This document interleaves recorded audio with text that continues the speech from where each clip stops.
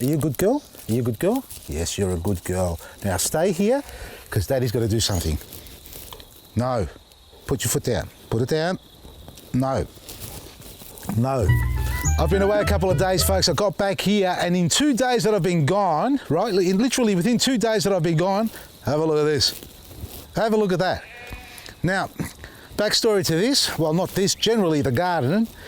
I preach a lot, yeah. I like talking, sort of researching, learning and sharing with you practical approaches, all that sort of stuff, so you can have a nice nutrient-rich garden that's going to give you lots of good food for you to enjoy.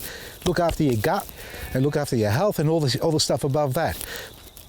But to do that, you've got to basically practice it all the way through without using any chemicals. No chemical interventions, no sprays, insecticides, herbicides, fungicides, nothing whatsoever. The consequence with that is, long-term, plants that are getting older start losing nutritional value. Their Brix level starts to drop, so they become more susceptible to being attacked. And that's what's happened here with this kale plant.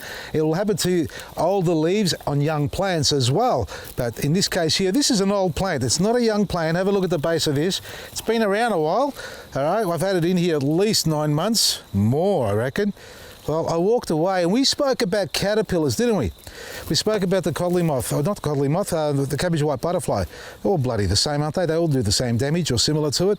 Now this one here, come, can you see this? Oh, you haven't even noticed this. Come in this side here, have a look at this little feature. We've got a new part of the plant here. Yeah, have a look at this. We've got one little one here. It's almost like a gall developing on the side of the plant. What are you doing at it? Look, it's got food coma.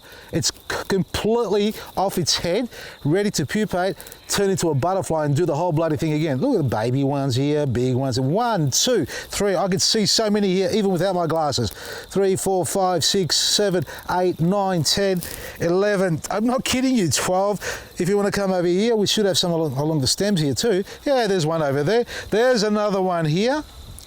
I have concluded that kale, and for those who don't like kale, you're going to love this idea.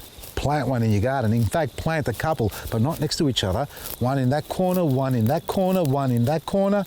That's what I've done. I've got one in that corner, and I have got one in that corner. And I've got one over here too. I should go and check them to see if they've been attacked, because they become the sacrificial little plant. I say it with a smile, it's almost wrong. But the fact is, that's what they've done. They've left very little effect on potatoes, and now you'd say, maybe they don't like potatoes, they don't like amaranth, they don't like this, that. Well, at the end of the day, we know what they do like, and that is kale. Now, if you don't want to sacrifice a plant like that, folks, you can spray. There are products in the industry that are safe. Do your research on those. I don't use any of those at the end of the day. What I do use is a preventative spray. That's our CGWS. It is not an insecticide. It's a barrier film. It works at treating, protecting them. Again, why haven't I sprayed it and I'm preaching it to you? Well, because, well, A, I don't expect it to get decimated this quickly. B, I don't spray because I want to see the effects of what happens to the plant when this gets attacked like that. And if you don't spray, because a lot of us, let's face it, the truth of the matter is we all buy a lot of crap and we use very little of it, don't we?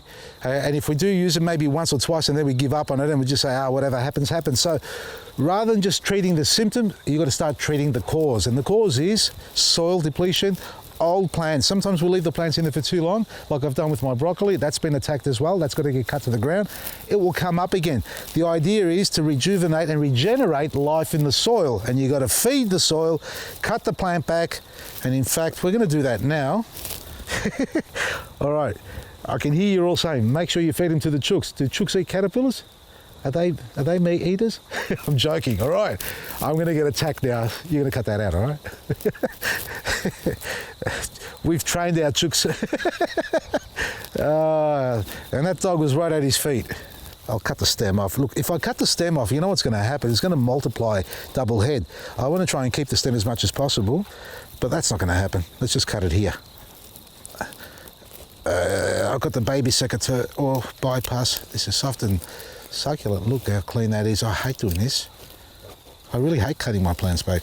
As ugly as they are, kale's a robust plant. It'll come right back again. I didn't want to cut the head off, but I did. We'll see what happens. Don't mind the weeds. Let's go and feed the chooks. There you go. Knock yourselves out. Make sure you eat all the caterpillars. Don't leave one on there. Chooks got their protein. We've got a couple of caterpillars that fall into the ground here. We'll just line them up here. No, that was it. That's okay. Well, they got their protein. I've pruned this back, and you've got to feed them. And I'm using just our planting mix because it's got everything in it. You don't need to put anything else on it. It's already got black root superfood, blah, blah, blah, all the stuff. And a little bit of mulch over the top afterwards. And everyone's going to be happy, folks. So get out there, look out for the caterpillars. How to treat them? I didn't go through the whole process. Well, the product in the industry, Dipal, beneficial bacteria or microbe of some sort that attacks the caterpillars. So that's a predator. You can spray that on your plants. Our CGWS, which is a non-toxic, chemical-free, insecticide-free barrier film that you can spray on your plants, and it just stops them from being able to chew through everything. And ideally, if you've got old plants, cut them back if you need to. Vegetables, remove the older leaves because they're the ones that are lower in Brix count, and that's how the plants get attacked. And feed your soil, and feed the soil, build up the microbial count in the soil. The bacteria and the fungi all start to work together. Your plants start to take up those minerals that become nutrient rich, and in the Brix high count, and then plants can't, or insects can't attack and digest.